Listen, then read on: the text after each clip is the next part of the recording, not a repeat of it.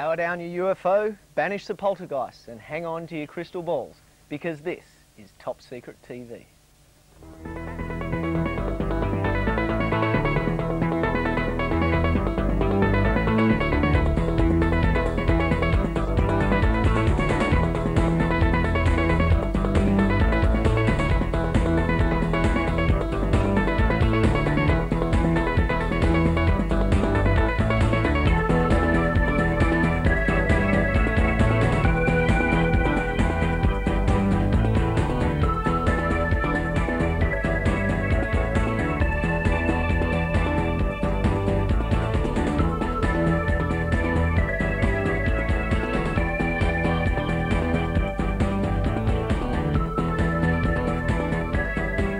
Hello and welcome to Top Secret TV.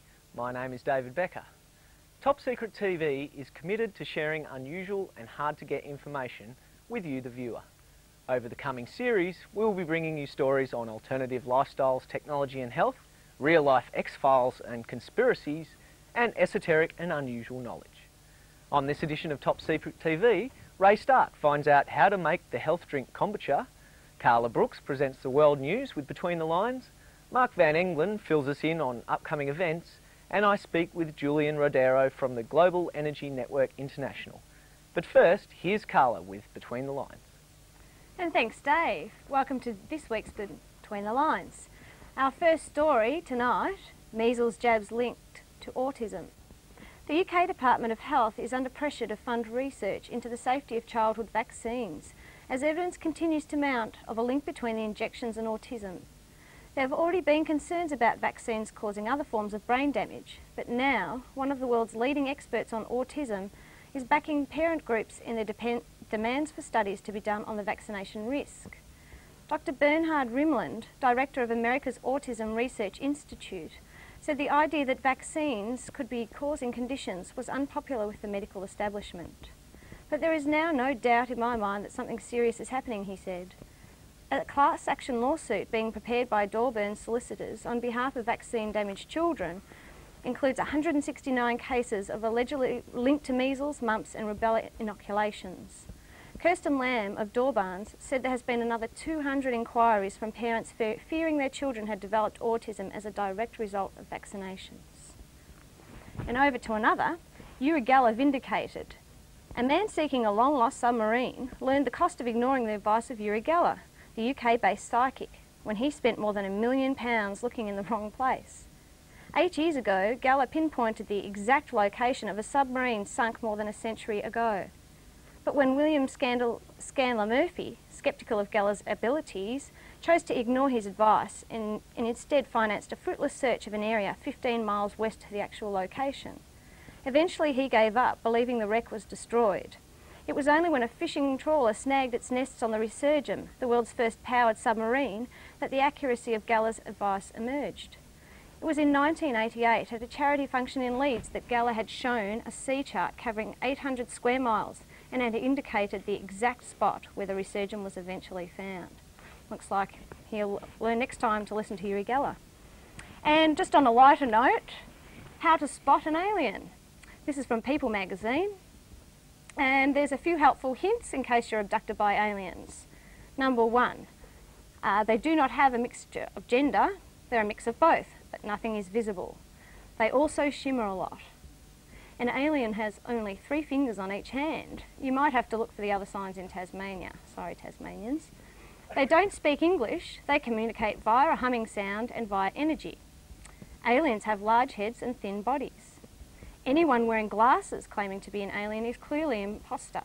Aliens don't have ears. And, to top it off, they do have 2 eyes and a mouth. There are small markings where the nostrils are on humans. Don't expect aliens to offer you a line of Coke. And thanks. Back to you, Dave. Thanks, Carla. Our story tonight is on how to brew kombucha. Kombucha is a culture which is used in making a health tea. This tea has been attributed with many healing qualities. Ray Stark asked experienced brewer James Peake, how do you actually make kombucha? James, how are you this afternoon? How you doing? You're going to show us how to make kombucha? I certainly am. Well, tell me what we need to do to make it. Well, basically what I've got here is the equipment that you'll need. First of all, you'll need a container to do the brewing in. If you're going to use plastic, it should be food-grade plastic like this. This is one of the Rheem ones. You can get them around here and there. Some stores will have them for bulk food items. Also, wooden tongs are handy, although not essential. This is one item that's essential: muslin or cheesecloth. That will go on top of the brewing container once you've got the brew in there and going. You'll also need a jug to measure out your water, and a funnel. Well, that's more for later on for bottling, which we won't actually be showing you today. And strainer, you'll need that. That's for when you're putting in your tea bags and well, your water solution into the brew. Kombucha is a yeast bacteria culture, quite similar to something like ginger beer, which you brew. You're making a sugary solution, and you're putting this culture into that solution, which it feeds off and produces the brew, the kombucha brew, or tea, or whatever you want to call it. There's many names for it. The ingredients you'll need, well, you'll need a culture. I can't show you that quite yet because I'll need to clean my hands and have them sterile to handle it. Because this is a brewing process, everything must be sterile, and you must make sure you're not going to let anything get into there that's going to make your brew go off. This can end up making the brew unhealthy for you. So things like rings, you'd want to take them off before handling them. What I usually do is sterilise my hands with apple cider vinegar. Well, kombucha improves your digestion. It's good for energy levels, and just as an all-round general health tonic. It is quite hardy. The main thing is to have clean hands. Always handle it with sterilised hands. If you're storing it, put it into a container that's been well washed, and put it into the fridge. You can freeze it as well. You'll need sugar or fructose, as I'm using, and tea bags. For the size brew we're doing, you need 4 tea bags. So it's going to be 2.5 litres of water, filtered water, and 4 tea bags. I'm using 2 green and 2 black. Green tea is very good to use because it has very good therapeutic properties. Just very good for detoxing the system. And the black? Black tea, well, it's better having some black in for flavour and improves the flavour of it. So usually I have a balanced brew of 2 of each. What we've done over there, we've boiled up 2.5 litres of water already. Now into this boiled water, we're adding our, well, I'm using fructose. If you're using fructose, use 1 cup to 2.5 litres of water. If you're using sugar, use 1.25 cups. I'm a little bit on the heavy side with the fructose. You can maybe use a bit less, but the main thing with kombucha brewing, there's no hard and fast way of doing it. I'm giving you a recipe. Work with that. You do what you want. You can make different brews. You can change your levels of sugars, of teas. Experiment with it. Do what's right for you. But this is a good basis to start with. Okay, so we've got the sugar or fructose in there. Give it a good stirring in. That'll swirl around and dissolve. Your tea bags, chuck them in, and they'll steep for a while. So we'll just pop the lid back on halfway, and we'll let this cool down and steep. You've got to make sure it is less than lukewarm, otherwise you'll kill the culture. What's next? Okay, now we've cooled it down. One way of doing it is putting it in the sink with cold water, and that cools it down a lot quicker if you're a busy person. So now we've got it ready to go in. Just pour it through.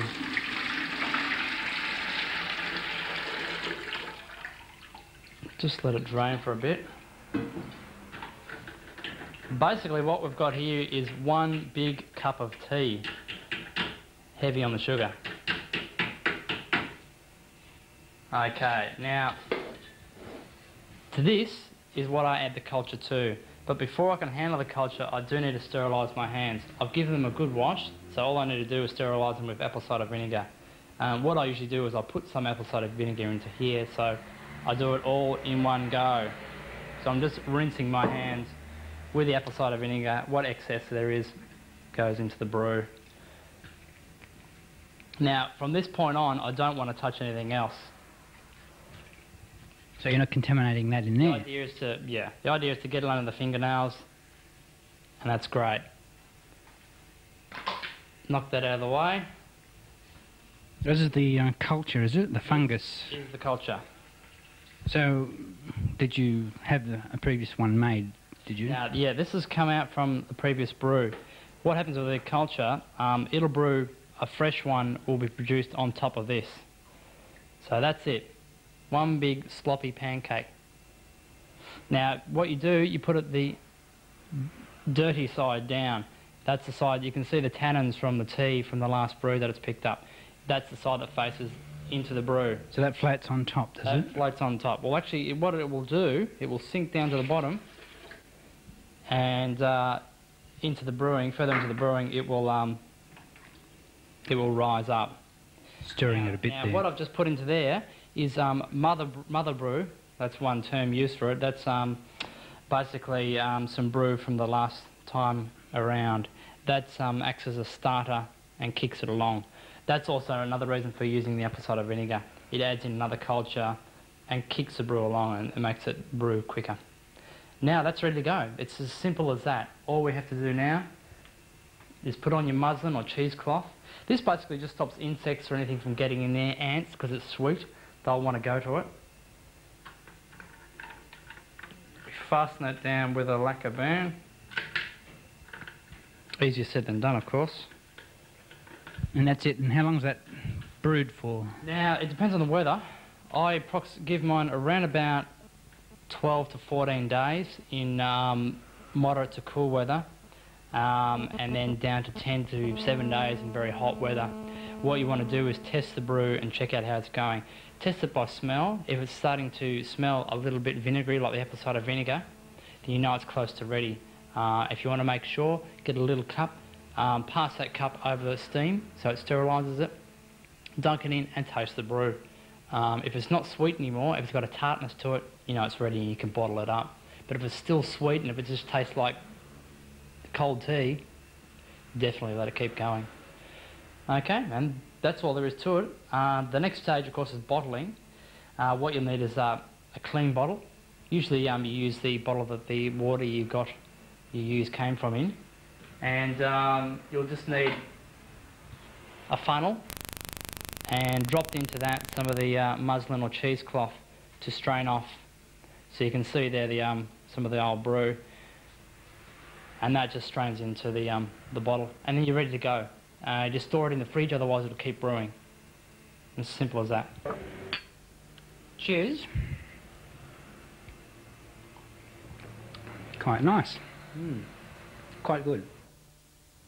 Well, kombucha, I've actually had the drink and it really is very nice and very good for you. Next, Mark's going to let us know on what's happening in Melbourne. G'day Mark, how's it going?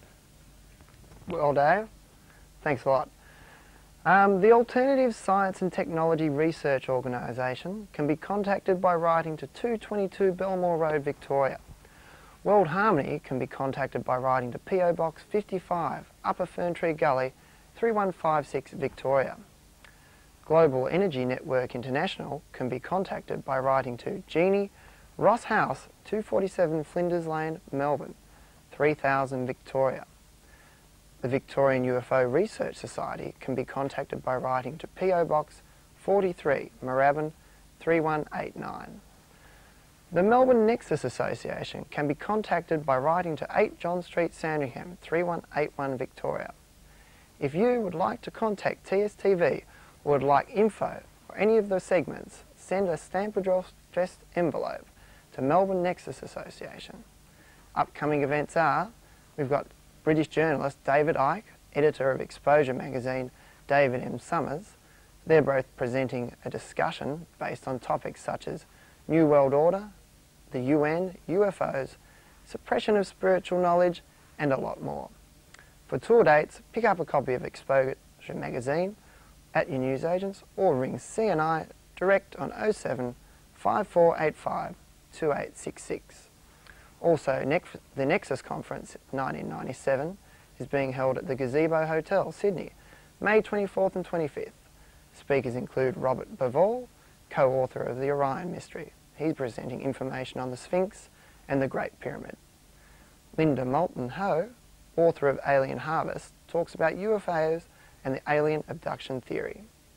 Simon Treslon, ex-British intelligence, speaks out about conspiracy from the inside. Harlan Gerard, one of America's foremost researchers on mind control, will be going in-depth on the much taboo topic. Don Maish, Australia's leading researcher on the effects of mobile phone towers, is now going to be doing a long talk on the relevance of this energy and the damage it can do to your body.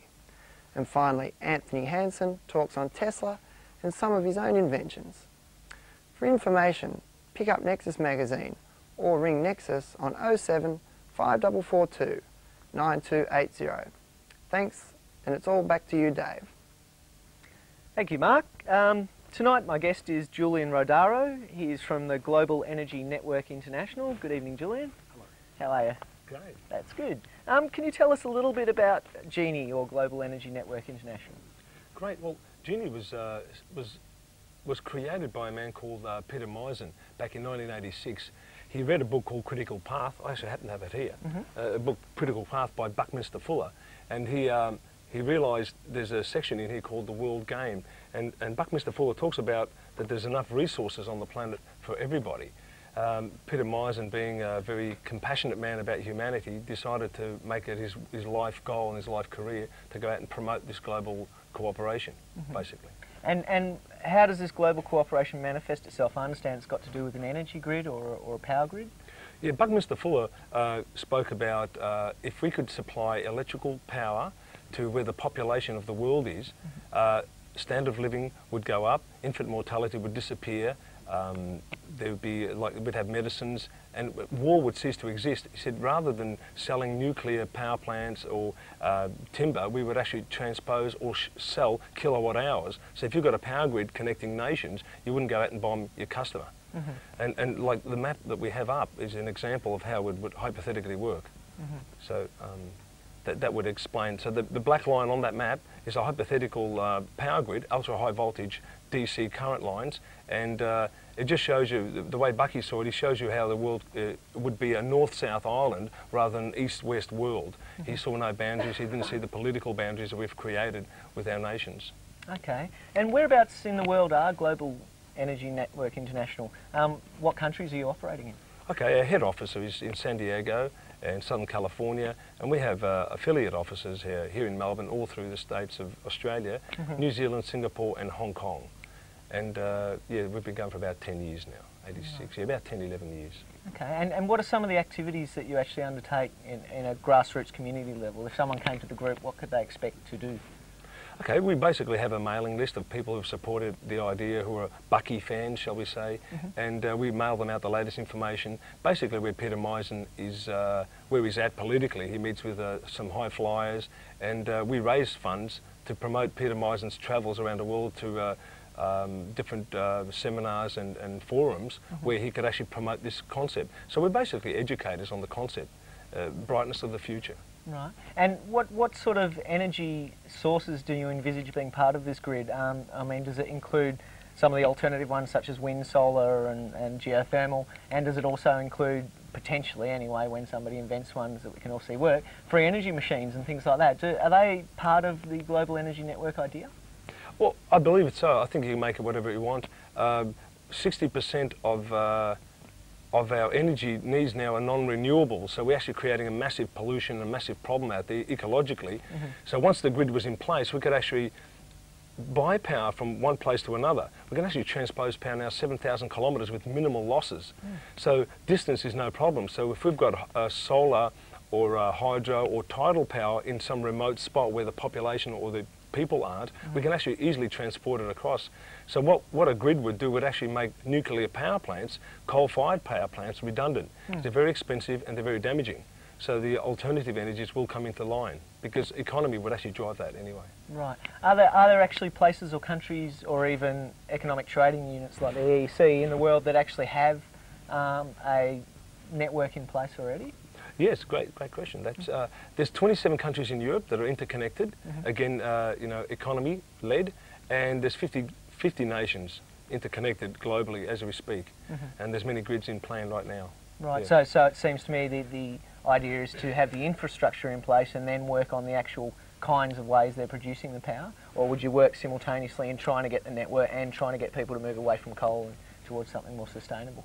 I think all of those things. See, for example, an example recently, ABB, an international organisation that builds power lines.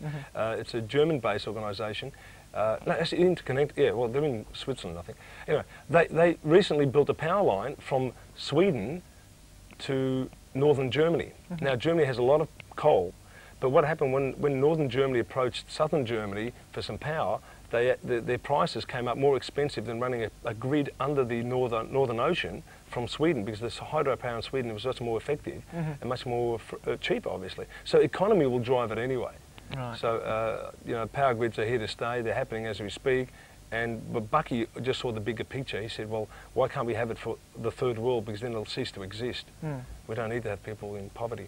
Right. So how many, like you spoke before that the gentleman who leads Genie speaks with world leaders and leaders in business and so forth. Who are some of the, name drop a few names, tell us some of the people he's spoken to. Well, he's good friends with Boutros Ghali. I still don't understand why he's got two first names. But, and he's met, recently, I've got a photo here of a photo of Gorbachev, and he met him at the State of the Forum in 1995 in San Francisco, for example. So Russia's, well, you know, the Commonwealth states are already into this. They actually have connections, but their technology is so backward, their connections are falling down. They're actually not up with the technology. And he's met with people from Egypt. I haven't got any names there, Egypt and Israel. And they're actually speaking as Jordan and Israel are thinking of connecting with Saudi Arabia. But again, because of the tension there, it actually stops that from going ahead. But they realise that the economy, you know, outweighs their tension. They think, well, look, if we're going to, you know, increase our economy, let's go with it. So that's happening as we speak. What would you say would be some of the political implications of going to a global energy network? Like, I remember you said earlier that people would perhaps be more trusting or less likely to bomb each other if they're giving each other power. Can you perhaps explain some of the other, you know, possible benefits or ramifications of doing something like that? Okay, well, apart from standard of living going up and infant mortality disappearing, what happens is, my understanding, and I read a lot of different angles and views like Time Magazine, Nexus even, and I get different views, economically speaking, that we're actually holding the third world to ransom. Right. We actually want them, you know, there's people who say that the World Bank is holding them there to ransom because if they came online, it would threaten other people. Bucky never saw that. He said every human being has the same chance and the same ability on planet Earth, and we all have enough here. So I see it as, I believe there's enough on the planet for everybody, and if there's a power grid in there, like for example, if you gave power to the third world country, they wouldn't be our liability, they'd be our customer. So that's how I view it also. Okay, and is there an element of the rich countries helping out the poorer countries in this? Is there an allowance in the plan for, say, technology transfer between developing and developed countries, and paying them and helping them develop their own network and connecting into it? I believe that's logical. See, we don't have all the answers. I mean, we're a non-for-profit organisation promoting a global cooperation, basically. This excites me, and I've been involved since 1988. Because to me it's the best solution I've found for some of the things that really upset me out there in the world. I don't have those answers, but I think if we promote the idea that we can do this, it actually stops people from thinking, you know, us and them, or us or them, you know, it could be together, we can actually share it. Right, it actually shades of Esperanto in the 70s when they attempted to get a global language, Esperanto, thinking it would bring the world close together.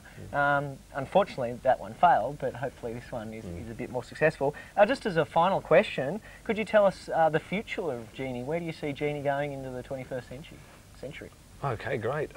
Well, Peter's got a lot of dates. Peter Meisen, our president, he's got a lot of dates with a lot of the forums that are happening globally. He was at the Egyptian one for overpopulation, because he said this will solve that also. Right. So I just see it's happening actually. We've had a guest speaker come along, an ex-SEC consultant, an engineer who's a member of SIGRA, which is an international interconnection engineers organisation. They cover a whole area.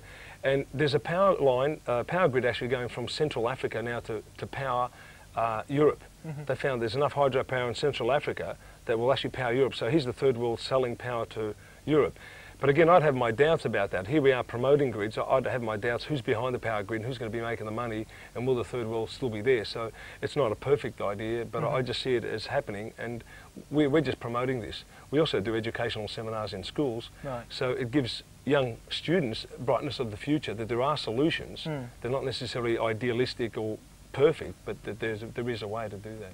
And if people want to get in contact with yourself at Global Energy Network International, who can they write to? Well, we're at Ross House, Ross House at 247 Flinders Lane, and our phone number 9654 3877. And we're there every Tuesday night, and just leave a message if you don't get an answer straight away, and we'll get back to you. Great. Okay, thanks very much, Julie. Thank you. You're welcome. Okay, well, it sounds as though Genie is an exciting and ambitious project. With global cooperation on such a scale, many social and environmental problems would become beatable. Tune in next week as we bring you more stories and interviews. That's all we have time for this week, so I'll see you then. Goodbye.